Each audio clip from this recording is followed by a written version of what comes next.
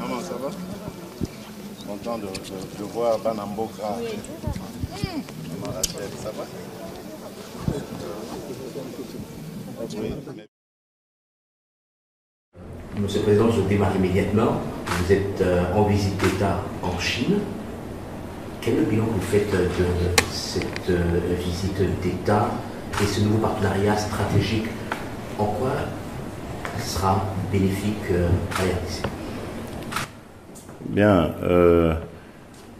D'abord, c'est par rapport aux honneurs qui nous ont été réservés, l'importance qu'on nous a donnée. C'est vrai, vous direz que c'est une visite d'État, mais là, elle a eu un caractère particulier parce que la Chine a voulu envoyer un message de solidarité, de respect envers la République démocratique du Congo. Ensuite, c'est par rapport au contenu même des discussions que nous avons eues avec eux et des résolutions que nous avons relevées. Et ici, il y en a eu énormément, mais j'aimerais quand même vous faire un petit retour en arrière pour vous dire pourquoi est-ce que nous en sommes arrivés là. En fait, depuis mon accession à la tête du pays et lorsque j'ai été au fait des dossiers, je me suis rendu compte qu'en fait, ce partenariat n'était ni profitable à la République démocratique du Congo, ni profitable à la Chine. Les privés se font des moyens qui ne retombent peut-être pas sur la Chine, et de l'autre côté, la RDC n'a rien. C'était mauvais, c'est pour ça que je disais à mes amis chinois, mais écoutez, je suis votre meilleur allié dans le sens de laver votre image.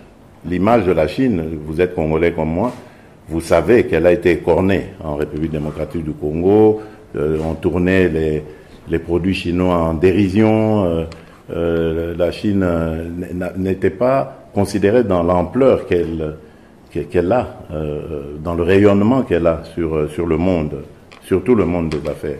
Et donc c'est ça qui m'avait poussé d'abord à le remettre en cause, parce que charité bien ordonnée, commençant par soi-même, je m'étais rendu compte que nous n'étions en rien bénéficiaires de cela. Donc j'ai commencé le débat avec eux. Au début c'était assez difficile parce qu'ils pensaient que j'en avais après les Chinois, mais je crois que le message a fini par passer. Et voilà, nous en sommes arrivés là. Donc c'est vraiment tout un chemin parcouru, des rencontres préparées et qui ont abouti par cette conclusion de la nécessité de nouer un partenariat stratégique global. Pourquoi stratégique? Parce que tout simplement, nos deux pays ne sont pas n'importe lesquels. Ce sont des pays qui, par leur situation géographique, leur position géopolitique, leurs atouts intrinsèques, jouent un rôle, en tout cas, ou sont susceptibles de jouer un rôle. J'évoque rapidement ici l'environnement. La RDC a des ressources, a des atouts pour contribuer à la lutte contre le changement climatique. La Chine a des ressources qui peuvent, mises ensemble avec nos atouts, générer des solutions pour sauver la planète. Idem pour l'industrie de la batterie électrique, ou donc la transition énergétique, où nous pouvons également jouer un rôle avec nos atouts miniers et les ressources apportées par la Chine. Donc voilà ce partenariat, pourquoi il est stratégique et global. Mais ça ne s'arrête pas que là. On a bien d'autres domaines. Le numérique, vous avez vu, vous nous avez accompagnés chez Huawei, vous avez vu les nombreux secteurs dans lesquels le numérique peut aider la République démocratique du Congo à se développer. Mon vœu, avant de venir ici, était, et c'était le message, je dis qu'on a préparé les choses, que j'avais fait passer, c'était, nous voulons, moi, mon ambition, c'est d'industrialiser mon pays, le développer. Et le développement passe par l'industrialisation. Et je pense que la Chine peut être un bon partenaire pour nous accompagner. Pas la seule Chine, hein, il y a aussi d'autres, mais la Chine était la plus prompte à venir et on ne va pas fermer la porte à un partenaire qui est disposés à nous accompagner. C'est pour ça que j'ai répondu directement à cette invitation me lancée par le président Xi Jinping, qui m'a d'ailleurs vraiment impressionné, parce que j'ai pu m'entretenir avec lui et lui poser des questions sur la manière dont il s'y est pris, parce que vous savez qu'à plusieurs égards, nos pays se ressemblent. Nous avons connu, les Chinois plutôt ont connu les guerres intestines, ils ont connu des agressions étrangères, c'est le cas avec la RDC, ils ont connu la pauvreté et bien d'autres choses, et ils les ont résolues, en tout cas pour beaucoup de ces fléaux. Et donc c'était important de venir voir comment ils ont fait, avec plus d'1 milliard d'habitants, tandis que nous on est encore à 1/10 de cela en démographie. Donc c'est possible de le faire. On peut rêver et on le réalisera. Et donc l'industrialisation est pour moi importante, parce que c'est par là que le développement arrive. Et l'industrialisation commence par la transformation ou la création de la richesse chez nous. La création des chaînes de valeur, des produits extraits en République démocratique du Congo doit se faire en République démocratique du Congo. Ça va créer de la richesse, ça va créer des emplois et ce sera bénéfique à notre économie. C'est ça mon rêve, c'est ça mon vœu et je suis prêt à tout pour y arriver. Et le bilan de ce... Le bilan, il est positif, je vous ai dit. Nous avons fait cette convention et nous nous sommes mis d'accord pour aller très vite en besogne.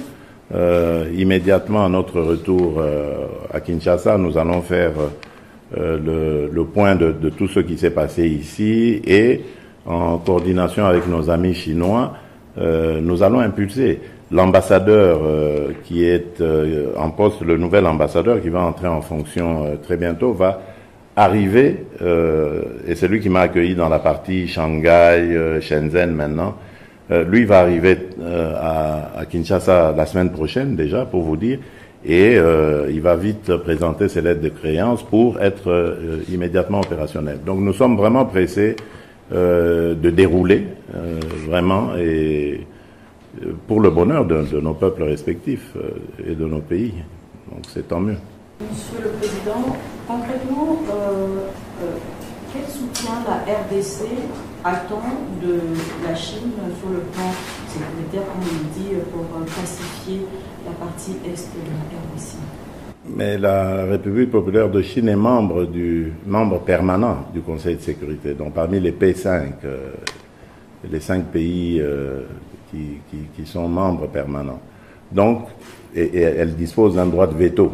Donc ça veut dire que c'est un pays dont la voix compte énormément. Et aujourd'hui, la Chine a en plus acquis de l'influence à travers le monde. Donc elle peut être un partenaire très important pour la recherche de la paix que nous souhaitons.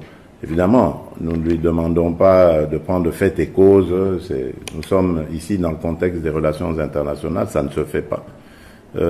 Mais elle a exprimé, en tout cas clairement, sa volonté de voir le Congo, la République démocratique du Congo, pacifiée et rester dans son intégrité. Donc, c'est clair, il n'y a pas meilleur appui à la République démocratique du Congo, à la paix en République démocratique du Congo, que celui-là. Voilà. Monsieur le Président, merci beaucoup. 4 mémorandums signés à la suite, en marge de votre visite officielle ici en Chine, mais lorsqu'on se réfère à la définition simple d'un mémorandum d'entente, c'est un texte dénué de valeurs juridiques contraignantes, et puisque nous voulons des résultats à terme, comment encadrer ce mémorandum, cette nouvelle ère de coopération avec la Chine pour que la RDC tire bénéfice de tout ce qui a été fait aujourd'hui? Il faudrait transformer ces MOU, mémorandum d'entente, en engagement. Il ne faut pas négliger les mémorandums d'entente parce que ce sont des engagements déjà, des prédispositions à s'engager. Ensuite, on s'engage fermement. Et la Chine s'est déjà engagée en République démocratique du Congo. Mais, comme je l'ai dit ici, je l'ai souligné tout à l'heure, c'était pas dans un contexte profitable à nos deux pays. Maintenant, en fait, nous ne faisons que rectifier le tir. Et la Chine garde son intérêt, d'ailleurs il est même croissant pour la République démocratique du Congo. Et donc, c'est tout bénéfice pour les deux pays. L'essentiel ici, c'est comme j'ai toujours dit, c'est de bien comprendre nos intérêts partagés et surtout d'en sortir gagnant-gagnant, satisfait de part et d'autre. Donc, si c'est cela que nous recherchons, je suis sûr que nous allons l'atteindre parce que nous savons ce que nous voulons et les Chinois savent ce qu'ils veulent. On a simplement redéfini ce partenariat pour en faire quelque chose de rayonnant et d'exemplaire, surtout pour l'Afrique, parce que la Chine elle est très présente en Afrique. Il y a à boire et à manger dans ce qu'on dit sur sa présence en Afrique, mais en réussissant ce partenariat, en le relevant au niveau stratégique global, nous pensons pouvoir envoyer un message à l'Afrique tout entière sur la possibilité de faire de grandes choses dans la coopération sud-sud. Voilà. Excellence, merci. Peut-être juste un petit aspect, je me permets. Vous l'avez dit quand vous avez donné l'interview à nos amis chinois. Sur le plan personnel, qu'est-ce que ce voyage vous a marqué? Mobutu, on se rappelle, à son époque, le maréchal, il était revenu, il nous a imposé la Bacchus. Je ne dis pas que vous allez faire ça, mais je veux dire, sur le plan personnel, qu'est-ce que ça va vous ramener, que vous voulez mettre en place au Congo, de par votre expérience que vous avez eue ici? Je ne sais pas. Moi, sur le plan personnel, j'ai découvert la Chine. C'est la première fois pour moi d'arriver. J'ai pu voir les performances de la Chine. Cette Chine qui, il y a encore 30 ans, ne pouvait pas être donnée sur ce qu'elle est aujourd'hui, ce qu'elle présente aujourd'hui. Sur un plan personnel, je dirais, c'est les informations que j'ai eues, les expériences que j'ai vécues qui vont enrichir ma connaissance, tout simplement. Je n'ai pas envie d'aller refaire du mobutisme, même si c'est pas vraiment, c'est pas le terme approprié. J'ai pas envie de m'accaparer de cela. C'est pour le Congo que je l'ai fait, et j'espère l'avoir bien fait. Et c'est ça mon objectif, que le Congo gagne. Nous, on n'est que des êtres humains, on passera, mais le Congo restera. Merci beaucoup, Excellence. Merci beaucoup. Voilà. Masolo ya kwanga tikela bateke ya immobilier tikela Imo Congo Hôpital ya PDG expert docteur en immobilier Leinzau Mayala. Pokuna mapangu nyonso eza ya koteka sans exception. Esengeli boyebake pona ba problème na bino nyonso etali vente, achat, paie location, équipe ya ba professionnel ya Imo Congo Hôpital ba traitaka yango dada avec impact na idéologie. Botu na nganini ba service eza yele na Imo Congo Hôpital lokola vente, achat, location, paie likambo etali déménagement na bino bomi tungisa kutu te po ba bis permanent etandami wana kaka pona ko servir ba client na bango. Bonjour, les amis président ya Imo Congo Hôpital. Tu bien hôpital pour la nini? Donc toute personne ozoluka ndaku ya kofutela to ya kosomba pana biso baza ba maladie en immobilier. Alors nous sommes là pour na traiter cause ba solution. Muto ozoluka villa, concession, terrain vide, même en location ou bien achat. Donc moi et mon équipe nous sommes disponibles pour nos solutions. Faites-nous savoir tous vos besoins immobiliers et nous nous chargerons du reste. Imo Congo nyonso ya koteka sans exception. Imapango nyonso eza ya koteka sans exception. Wana route de Matadi, beaucoup d'infirmières, d'infirmières bazali, bakoyamba bino, bakosala musala comme il faut. Tobengi bino ebele ba maman ba papa, ozala posa achat, vente, location. Toza wana pona kopesa bino ba solution ya ebele. Mama kozala jo de cité toza awa biso moko okoti ozu lobiko na yo. Ay mapangu nyonso eza ya koteka sans exception. Biso na Imo Congo Hôpital, mapangu nyonso eza ya koteka sans exception na bino. Ya solo bondi melanga masolo ya immobilier botikela yango Imo Congo Hôpital. Pokuna mapangu nyonso eza ya koteka sans exception. Kodutete na ya bino peza ya koteka.